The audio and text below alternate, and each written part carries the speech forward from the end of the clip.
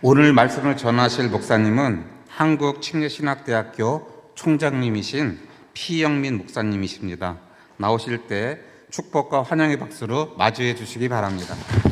하나님 아버지, 오늘 우리 예배 가운데 임재하시고 홀로 영광 받아 주옵소서. 예수님 이름으로 기도하옵나이다. 아멘. 여러분 반갑습니다. 저는 오늘 말씀 부탁을 받고 오늘이 어버이 주일이라는 것을 인식을 못했어요. 그래가지고 부모님 공경하라 이런 설교를 해야 마땅한데 오늘 엉뚱한 설교 제목을 잡아가지고 준비해 왔기 때문에 지금 바꿀 수도 없고 할 수 없이 그냥 해야 되겠습니다. 오늘 말씀의 제목은 섭리의 근원과 성취라고 하는 제목입니다. 어르신들 아무쪼록 건강하시고 오래오래 사시고 잡수시는 대로 잘 소화하시고 자손들 잘 되시고 행복하시기를 주님의 이름으로 축원합니다. 이스라엘 역사에서 제일 중요한 사건이 두 가지가 있습니다. 하나는 출애굽 사건이죠. 애굽에서 430년 노예되었다가 해방된 사건입니다. 두 번째로 큰 사건은 바벨론 포로되었다가 해방된 사건입니다. 그러니까 출애굽 사건하고 바벨론 포로 이 두 가지인데 이 바벨론 포로에서 해방된 사건도 대단히 중요합니다. 예레미야 16장 14절로 15절 보면 여호와께서 가라사대 보라 날이 이르리니 다시는 이스라엘 자손을 애굽 땅에서 인도하여 내신 여호와의 사심으로 맹세하지 아니하고 이스라엘 자손을 북방 땅과 그 모든 쫓겨났던 나라에서 인도하여 내신 여호와의 사심으로 맹세하리라. 그러니까 전에는 맹세를 해도 애굽에서 우리를 살려주신 하나님, 해방시켜주신 하나님의 이름으로 맹세했지만 이제는 바벨론 포로에서 해방시켜주신 하나님의 이름으로 맹세를 하겠다. 그러니까 바벨론 포로에서 해방된 사건도 대단히 중요한 사건이라는 것을 알 수가 있습니다. 그럼 왜 하나님이 이스라엘 백성들의 역사 가운데에서 이 출애굽 사건 그리고 바벨론 포로에서 해방되는 사건을 일으켜 주셨느냐? 그것은 사람의 해방과 구원과 이것은 인간의 자유의지나 인간의 능력으로 되는 게 아니다. 이것을 보여주신 것이죠. 여러분, 이스라엘 백성들이 애굽에서 무슨 능력으로 자기들 능력으로 해방이 되겠습니까? 어림도 없는 일이죠. 유다 백성들이 바벨론 포로 되었을 때에 거기서 자기들의 자유의지로 자기들의 능력으로 해방되었겠습니까? 어림도 없는 일입니다. 어림 반푼어치도 없는 얘기예요. 그것은 오로지 하나님의 능력과 하나님의 은혜와 하나님의 계획에 따라서 이루어지는 것입니다. 하나님은 인류 역사를 운행하시는데 아무런 계획도 없이 운행하시는 하나님이 아니신 것입니다. 모두 다 하나님의 계획과 하나님의 능력을 따라서 이루어지는 것입니다. 우리가 예수 믿고 구원받는 것도 나의 자유의지와 나의 능력으로 됐다. 그렇게 생각하는 사람은 복음의 핵심 기초도 아직 접근하지 못한 사람이에요. 우리가 예수 믿고 구원받은 것은 오로지 하나님의 은혜로 된 것입니다. 여러분, 이사야 46장은 이 우상 숭배와 하나님을 경배하는 종교가 얼마나 다른가 이것을 보여주는 것입니다. 이사야 46장 1절로 2절은 바벨론이 망할 때에, 바벨론이 언제 망했냐면 BC 539년에 망했어요. 메대 파사 연합군에 의해서 멸망을 했는데 그때의 파사, 오늘날 페르시아죠. 페르시아의 왕은 고레스였습니다. 파사왕 고레스에 의해서 바벨론의 마지막 왕이었던 벨사살이 죽고 사살당했죠. 벨사살이 죽고 바벨론은 멸망을 당했습니다. 그때에 바벨론의 우상이 있어요. 바벨론의 우상이 두 가지인데 하나는 벨이고 하나는 느보예요. 벨과 느보. 그러니까 왕의 이름도 벨사살, 이게 우상의 이름을 갖다가 자기 이름에 집어넣은 거예요. 그리고 느보갓네살도 역시 바벨론 우상의 이름을 갖다가 자기 이름으로 삼은 것입니다. 그런데 이사야 46장 1절로 2절을 보니까 바벨론이 망할 때에 벨은 엎드러졌고 느보는 구부러졌도다. 엎드러지고 구부러졌어요. 우상들은 꼬꾸라지고 구부러졌다. 그들의 우상들은 짐승과 가축에게 실렸으니 너희가 떠매고 다니던 그것들이 피곤한 짐승의 무거운 짐이 되었도다. 벨과 느보는 짐승의 짐만 됐어요. 가축들이 벨과 느보 메고 가면서 이런 걸 왜 나보고 지고 가라 하느냐? 내가 괴롭도다. 그렇게 가축들이 생각을 했다 그런 얘기죠. 여러분, 우상들은 바벨론이 망할 때 구하여 내지도 못했고 또 자기들도 잡혀가는 신세가 됐고 구부러지고 거꾸러지는 그런 신세가 되었습니다. 그러나 이사야 46장 3절로 4절은 이스라엘의 하나님 여호와라 이름하는 하나님은 능력 있는 영원한 팔을 가지고 계시고 남은 자들을 돌보시는 하나님이시라 하는 것을 선포합니다. 3절 4절 야곱의 집이여 이스라엘의 집에 남은 모든 자여 남은 자 영어로 the remnant 내게 들을지어다. 배에서 나무로부터 내게 안겼고 태에서 나무로부터 내게 업힌 너희여 너희가 노년에 이르기까지 내가 그리하겠고 백발이 되기까지 내가 너희를 품을 것이라. 내가 지었으니 내가 업을 것이요 내가 품고 구하여 내리라. 내가 품고 구하여 내리라. 백발까지 너희를 안아주고 품어주고 구하여 내리라. 여러분, 여기서 거짓된 종교와 참된 종교가 극명하게 대조되고 있습니다. 거짓된 종교는 믿는 자에게 도움을 줄 수 없다는 거예요. 믿는 자를 구원할 능력이 없다는 것입니다. 거짓된 종교는 우상 숭배하는 종교는 전혀 구원의 능력이 없고 도와줄 능력이 없다 하는 말씀이에요. 그러나 우리 하나님 이스라엘의 하나님 우리 성도들의 하나님 여호와 하나님은 능력이 있으시고 우리를 구원하시고 우리를 능히 도와주시고 우리를 도와주실 신은 여호와 하나님 한 분밖에는 다른 분은 없다는 말씀인 것입니다. 이사야 46장 9절에 너희는 옛적 일을 기억하라. 나는 하나님이라. 나 외에 다른 이가 없느니라. 나는 하나님이라. 나 같은 이가 없느니라. 하나님만이 살아계신 하나님이시고 다른 신이라 이름하는 자는 귀신들, 잡신들, 악신들 그런 것들은 신도 아닌 것이 신인 척하는 것이고 더더구나 만들어 놓은 우상은 절대로 도움을 줄 수 없는 가축에게조차 짐이 되는 그런 존재들이라는 말씀 것입니다. 여러분, 하나님은 유일한 하나님이시고 하나님 이외에는 다른 신이 없는 것입니다. 하나님이 역사를 운행하시고 하나님이 이스라엘을 해방하시고 하나님이 역사를 운행하시되 아무렇게나 운행하시는 것이 아니고 아무런 계획도 없이 운행하시는 것이 아니고 하나님은 계획을 가지시고 역사를 운행하신다. 이것이 오늘 본문 말씀의 내용인 것입니다.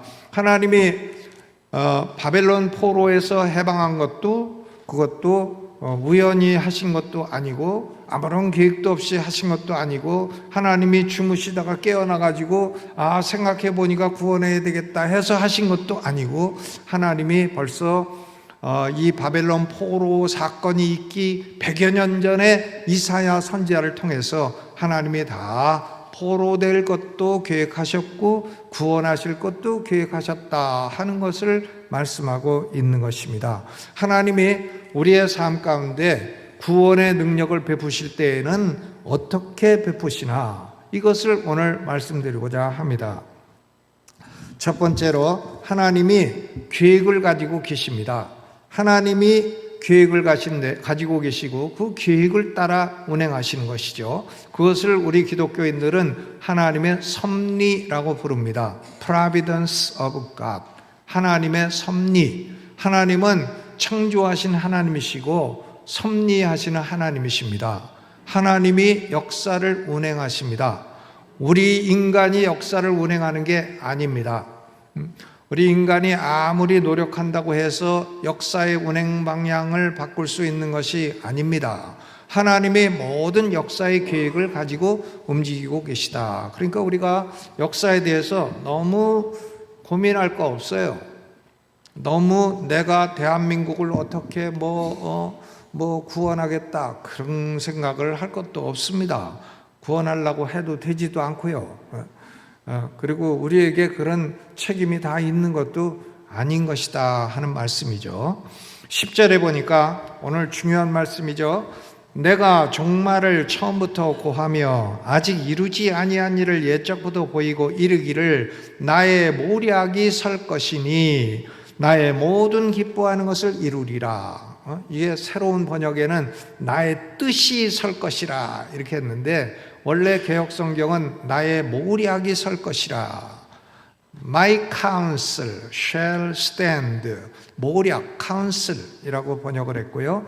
다른 하나는 나의 모든 기뻐하는 것을 이루리라. My pleasure. 내가 기뻐하는 것을 이루리라. 나의 모략이 이루어질 것이고 나의 기뻐하는 것이 이루어지리라. 그러니까 하나님은 인류 역사와 우리 성도들의 삶을 다스리실 때 두 가지를 따라서 다스리신다 하는 건데 하나는 하나님의 모략이에요. The divine counsel. 하나님의 모략. 하나님의 모략이라고 하는 것은 처음부터 종말까지 일어날 모든 일에 대한 하나님의 계획인 것입니다. 하나님은 계획을 가지고 운행하시죠. 사도행전 20장 27절에 바울이 3차 선교 여행을 마치고 에베소 장로들에게 고별 설교를 할 때에 이런 말을 했습니다.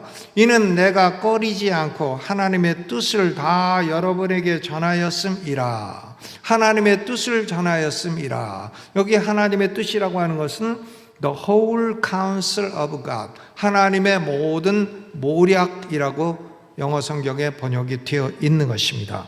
그러니까 사도 바울이 에베소 장로들에게 한 말이 뭐냐면 나는 너희들에게 영원전부터 영원까지의 하나님의 모든 전체적인 계획을 다 알려주었다. 그런 얘기인 것입니다.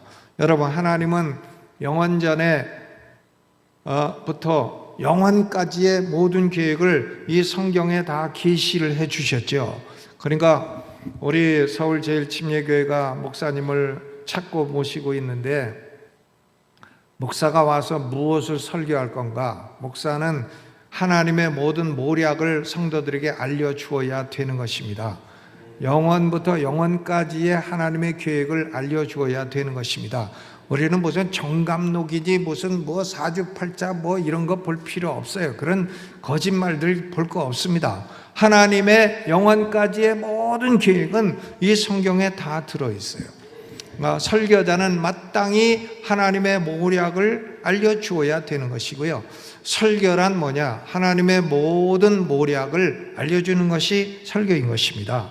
여기 이사야 선지자가 하나님의 말씀을 받아 증거한 것이 나의 모략이 설 것이라. My counsel shall stand. 나의 모략은 설 것이라. 영어로 의지미래, 단수미래를 배운 분들이 계신데 shall 이것은요, my counsel shall stand. 이것은 다른 말로 하면 I will make my counsel stand. 내가 나의 모략을 서게 만들 것이다. 그런 말씀이에요. 하나님께서 세우신 인류 전체를 향한 계획을 다 서게 만들 것이다. 하나님이 모략을 다 쓰러지지 않고 서게 만드신다. 그런 얘기인 것입니다. 하나님의 계획은 인류 전체를 향한 계획이든 한 민족을 향한 계획이든 한 개인을 향한 계획이든 어떤 반대가 있든지 마귀와 그의 종들이 어떤 회방을 하든지 100% 성취된다. 그런 말씀이에요. 하나님의 계획을 꺾을 자가 없다. 그런 얘기인 것입니다. 하나님의 모략은 영어로 말하면 God's plan, 하나님의 계획이라고도 할 수 있고 God's purpose, 하나님의 목적이라고도 할 수 있고 또 God's decree, 하나님의 작정이라고도 표현될 수가 있습니다. 하나님의 모략은 설 것입니다. 하나님의 모략을 꺾을 수 있는 자는 아무도 없을 것입니다. 잠언 19장 20절로 21절에 보면 너는 권고를 들으며 훈계를 받으라. 그리하면 내가 필경은 지혜롭게 되리라 그랬어요. 너는 권고를 들어라. Listen to the counsel of God. 하나님의 모략을 들으라는 거예요. 하나님의 모략을 듣고 배우라는 거예요. 그러면 그 사람이 지혜롭게 된다. 그런 말씀인 것입니다. 뭐 하나님에게 가서 상담을 받아라 그런 얘기가 아니에요. 하나님의 모략을 듣고 배우라. 그러면 하나님의 모략이 무엇인지 살피고 알면 그 사람의 인생은 지혜롭게 된다. 사람의 마음에는 많은 계획이 있어도 오직 여호와의 뜻이 완전히 서리라. 사람이 뭘 많이 계획해도요, 하나님의 모략만이 완전히 서게 될 것이다. 그런 말씀인 것입니다. 저는 역사는 아무 그렇게나 흘러가는 게 아니라고 생각합니다. 역사는 인간이 의지로 다 이루어가는 것이 아니라고 생각합니다. 인간이 그럴 수준이 안 된다고 생각합니다. 역사는 옛날 학교 다닐 때에 E.H. 카라는 사람이 역사란 무엇인가 이런 책을 썼어요. 역사란 무엇인가 책을 썼는데 역사는 히스토리는 His story 하나님의 얘기예요. 하나님이 당신의 계획을 이루어가는 과정이 역사인 것입니다. 역사는 하나님의 뜻대로 흘러가는 것입니다. 우리가 너무 역사 가지고 고민할 거 없어요. 대한민국은 어떻게 될 것인가? 난 몰라요. 저한테 묻지 마시고. 그러나 하나님의 뜻대로 흘러갈 것입니다. 우리 백성들이 잘했으면 하나님의 축복된 뜻이 나타날 것이고, 잘못했으면 하나님의 징벌이 나타날 것이고, 징벌도 받아야 될 것이고 축복도 받아야 될 것입니다. 하나님의 모략이 다 서게 되는 것이에요. 그러나 징벌과 축복 가운데에도 결국은 하나님의 뜻이 다 이루어지게 될 것입니다. 여러분, 하나님의 뜻은요, 이제 남은 뜻은 예수 그리스도가 재림하시는 뜻이에요. 예수님이 재림하시면 우리는 그리스도인들은 영생하며 영원히 살게 될 것입니다. 이 땅에서 일어났던 이들은 생각도 나지 않을 것이에요. 그러니까 우리는, 예수 믿는 우리는요, 망할 수가 없어요. 옆에 분하고 인사하시죠. 우린 망하긴 다 틀렸습니다. 네. 망할 수가 없어요. 우리는 하나님의 계획이, 우리를 향한 계획이 영원한 축복을 주는 계획이에요. 그렇기 때문에 우리가 망할 수 없죠. 이 믿음이라는 것이 그렇게 귀한 것입니다. 믿음은 영생 부활 그리고 영원히 축복을 받는데 가장 결정적인 것이기 때문에 중요한 것입니다. 여러분, 하나님의 역사를 운행하실 때는 첫째는 하나님의 모략이고요, 둘째는 하나님의 기뻐하시는 것이라 했어요. My pleasure. 이건 뭐냐면 하나님의 모략은 어떤 직업적이고 사무적이고 차가운 것이 아니라는 거예요. 하나님의 기뻐하시는 택하신 백성을 향한 사랑의 목적이 있다는 것입니다. 하나님이 우리 성도들을 향한 그 목적은 사랑이에요. 예레미야 32장 41절 42절에 내가 기쁨으로 그들에게 복을 주되 정령이 나의 마음과 정신을 다하여 그들을 이 땅에 심으리라. 기쁨으로 복을 주리라. 하나님의 마음과 정성을 다해 복을 주리라. 그런데 사무적으로 복을 줘. 그거 아니다 이거야. 사무적으로. 그거 아니고 차갑게 복을 준다. 복을 줘도 차갑게 주면 받기도 싫죠. 사무적으로 주면 좀 거부감을 갖게 되죠. 그런데 하나님이 그렇게 주시는 게 아니에요. 기쁨으로 주신다. 에베소서 1장 9절에 그 뜻의 비밀을 우리에게 알리셨으니 곧 그 기쁘심을 따라 그리스도 안에서 때가 찬 경륜을 위하여 예정하신 것이라. 기쁘심을 따라 예정하셔서 우리에게 복을 주십니다. 에베소서 1장 11절 모든 일을 그 마음의 원대로 역사하시는 자의 뜻을 따라 우리가 예정을 입어 그 안에서 기업이 되었다. 하나님의 어떤 분이신가? 모든 일을 그 마음의 원대로 역사하시는 분이에요. 하나님은 모든 일을 마음의 원대로 역사하시고 다 이루시는 능력이 있으신 분이시다. 그런 말씀이죠. 그런데 하나님이 기쁘신 뜻을 가지고 우리를 예정해 주시고 우리를 택해 주시고 미리 아신 자를 미리 정하시고 미리 정하신 그들을 부르시고 부르신 그들을 의롭다 하시고 의롭다 하신 그들을 또한 영화롭다 하셨느니라. 여러분은 별로 감격스럽지 않은 표정으로 앉아 계신데 저는 이게 너무너무 감격스러운 일입니다. 너무 감격스러워요. 여러분, 때로 하나님의 택한 백성들은 이 땅에서 고난도 당하고 어려움도 당해요.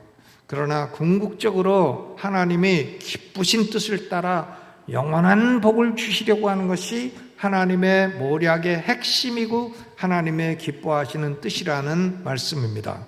하나님의 모략과 그 기뻐하시는 뜻은 하늘에 있는 것이든 땅에 있는 것이든 마귀든 귀신이든 악령이든 누구든 어떤 권력자든 어떤 악인이든 그것을 대항하고 좌절시킬 수가 없다 하는 말씀이에요. My counsel shall stand. 내 모략이 설 것이라.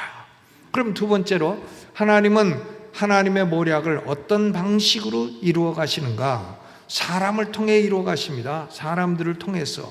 하나님이 모략을 이루시는데 사람을 통해 이루시죠.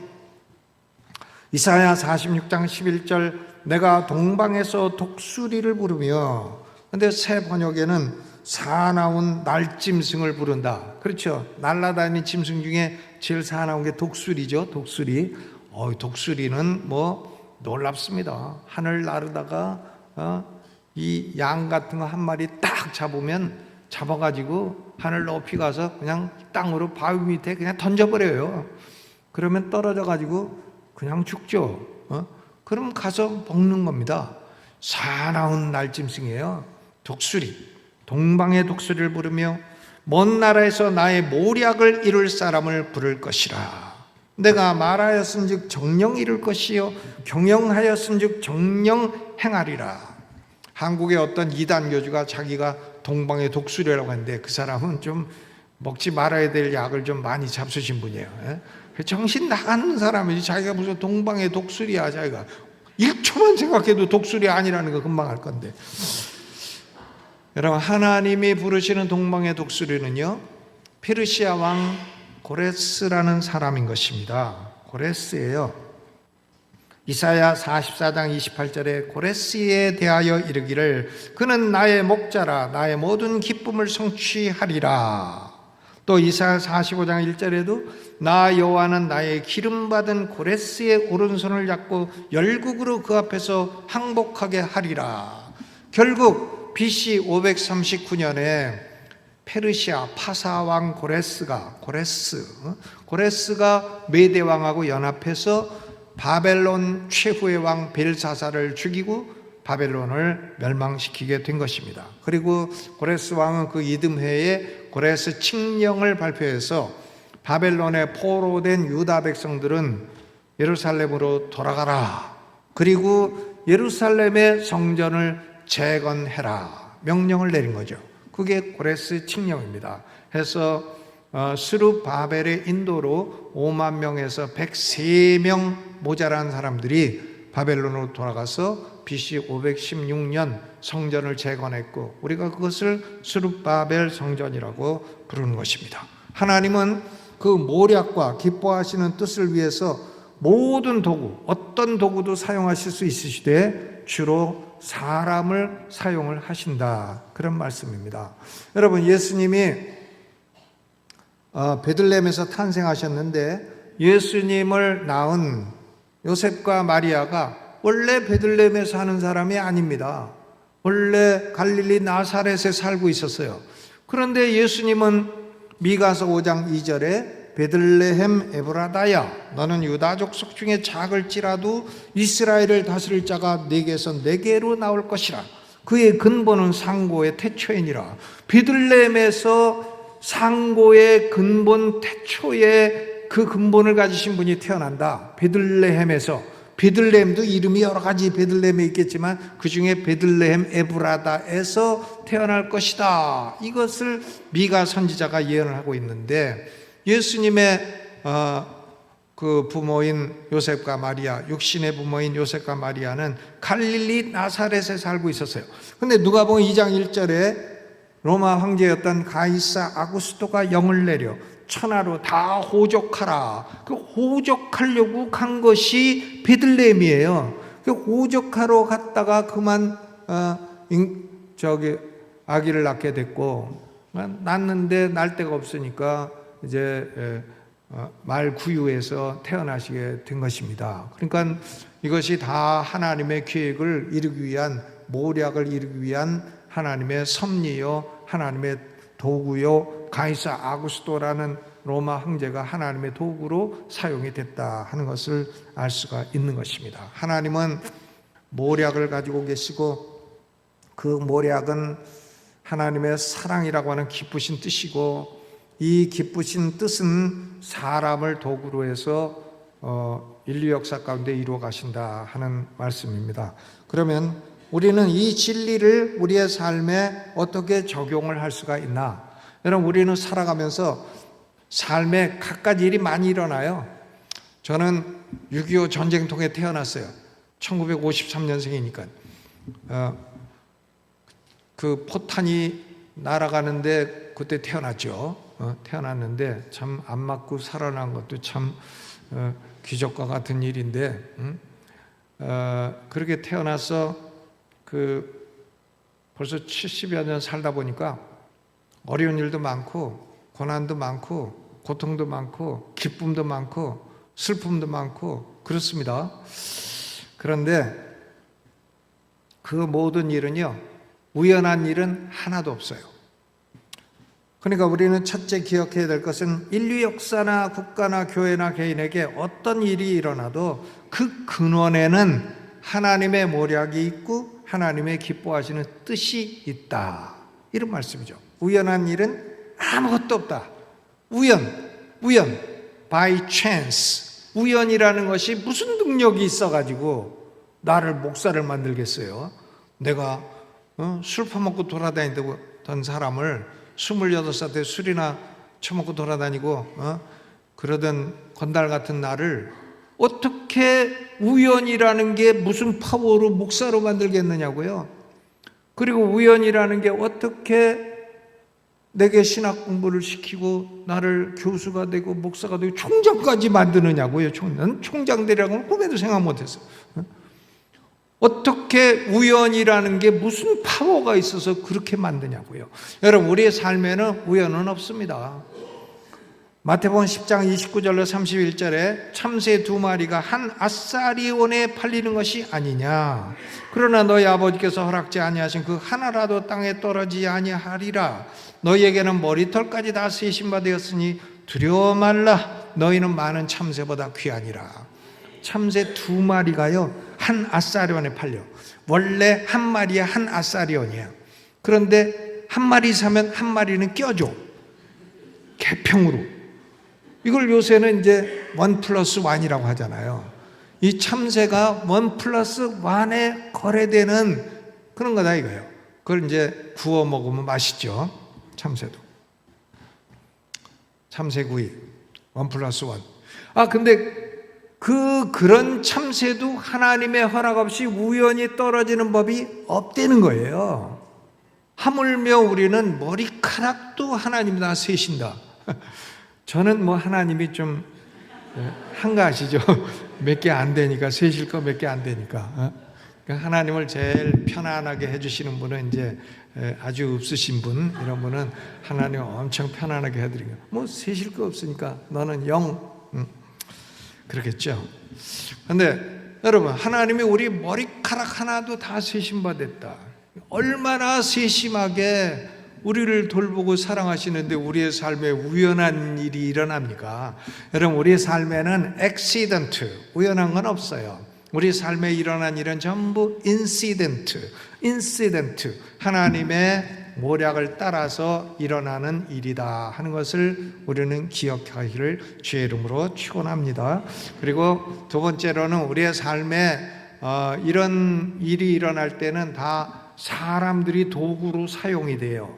그러니까 어떤 때는 뭐 좋은 사람 사용해서 축복을 주시기도 하고, 어떤 때는 좀 나를 괴롭히는 사람을 사용해 가지고 나를 좀 징벌하고 훈련하기도 하시고, 그렇죠. 그러니까 괴롭히는 사람도 있는 겁니다. 내가 왜 저런 화상하고 한 하늘 밑에 살아야 되나 하는 인간도 있는 거예요. 화상이 뭐 성경적인 용어가 아니라고 생각하는 분도 있는데 아닙니다. 예수님이 쓰신 용어죠. 이 화상이 네 화상이냐? 동전을 가지고 이 화상이 네 화상이냐 물어보셨잖아요. 그러니까 우리의 삶에 때로는 고통을 주는 도구도 있고 복을 갖다 주는 도구도 있고, 그래도 다 그게 하나님의 섭리 가운데 일어나는 일입니다. 그러니까 고통을 주는 사람이 있어도 그러려니 하시고, 복을 주는 사람이 있어도 그러려니 하시고, 문이 닫히면 딴 데 알아보시고, 문이 열리면 들어가시고, 그렇죠. 직장 원서를 냈는데 안 됐다, 딴 데 알아보시면 되죠. 직장 했는데 됐다, 그럼 들어가시면 되고, 그렇죠.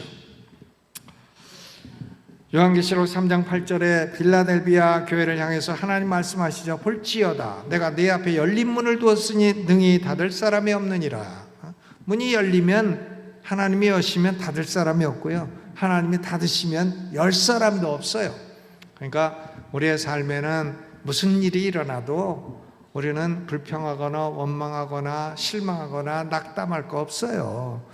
다 합해가지고 다 합해서 선을 이루어요. 아멘. 하나님의 부르심을 받은 자, 하나님을 사랑하는 자, 곧 그 뜻대로 부르심을 입은 자들에게는 모든 것이 합력해서 선을 이루느니라. 아멘. 다 잘 돼요.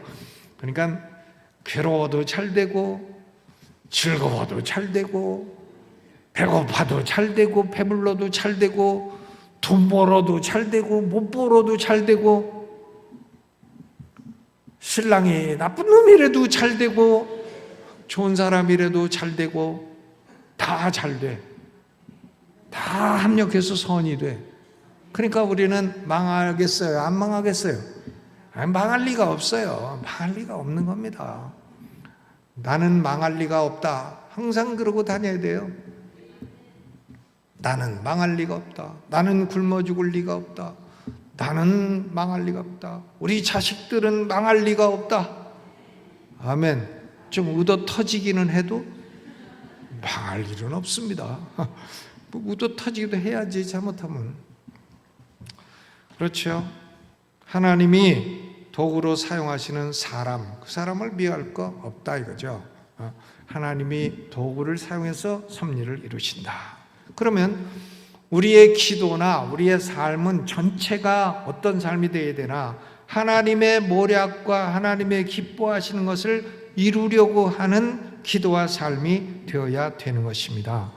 바울이 에베소에서 하나님의 모든 모략을 다 가르쳤다고 했는데, 영원부터 영원까지 하나님의 모략, 하나님의 계획을 공부를 해야 돼요. 우리가 성경을 통해 공부를 해야 됩니다. 요새 한국 기독교는 너무 공부를 안 해요. 한 노래만 불러. 근데 나이가 드니까 노래를 못 따라가겠어. 그래서 그냥 입 다물고 있어요. 근데 오늘 우리 제1침례교회 보니까 찬양인도단이 찬송가를 몇 곡 부르고 복음성가는 한 곡만 부르더라고. 너무 은혜 받았어요, 내가. 찬송가를 부르면 마음이 따뜻해지잖아요. 하나님의 은혜 감사하고. 근데 복음성가를 부르면 감성은 자극이 되는 것 같은데 마음이 따뜻해지질 않아. 저는 그래요. 남들은 어떤지 몰라도. 근데 오늘 찬송가 많이 불러주셔서 너무 감사하고, 우리 성가대도 너무너무 잘하네요. 아주 세계적인 성가대네요. 네? 너무너무 잘해요. 성가대에서 한번 박수 한번 크게 해주세요. 네. 정말 너무 잘합니다. 네. 감사하고, 오늘 또 우리 어린 학생도 노래를 너무 잘하네요. 요새는 학생들이 다 어려도요, 다 트로트만 해. 트로트 이미자 미자 언니 헤일 수 없이 수많은 밤을. 아니 자기가 무슨 헤일 수 없이 수많은 밤을 어린 나이에. 응? 그렇죠. 전부 그거 해가지고 돈 버느라고 정신이 없어. 그런데 옳은 교육이 아니라고 생각합니다. 그렇죠. 여러분, 우리는 하나님의 모략을 공부해야 되고요. 기독교는, 한국 기독교는 anti intellectualism, 너무 지성을 반대하고 있어요. 반지성주의예요. 너무 감성주의로 가고 있어요. 감성주의로 너무 가봐야 그 결국은 이단 사설에 빠지는 거예요. 공부를 해야지. 하나님의 모략이 뭔가. 공부를 하고 내 삶은 하나님의 모략을 이루는 삶이 되어야 되겠다.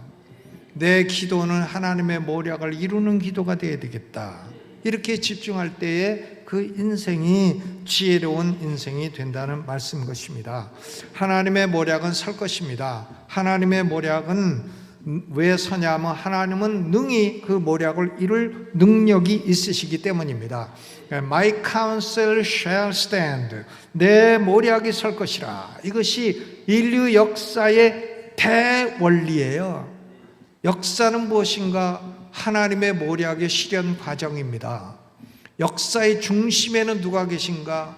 하나님의 택한 백성을 구원하시는 예수 그리스도가 딱 계신 것입니다. 역사는 언제 완성될 것인가? 예수 그리스도의 재림으로 완성될 것입니다.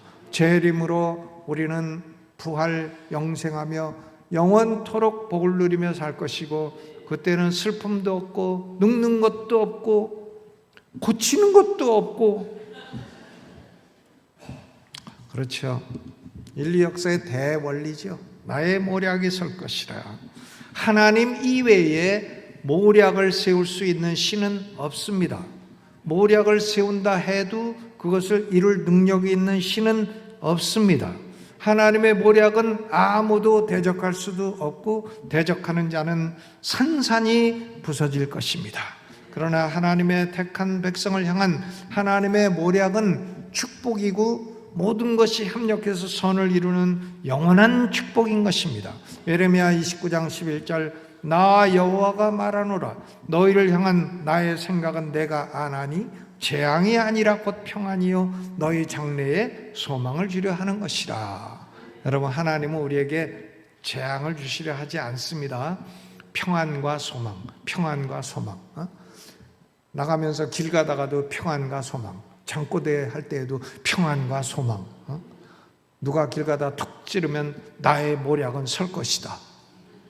그게 오토매틱 나오시기를 주님의 이름으로 축원합니다. 기도하겠습니다. 하나님 아버지, 하나님의 모략은 설 것입니다. 우리를 향한 하나님의 모략은 평안과 소망이라 하였습니다. 오늘 예배하는 성도들 영원토록 평안과 소망을 누리게 해 주옵소서. 예수님 이름으로 기도하옵나이다. 아멘.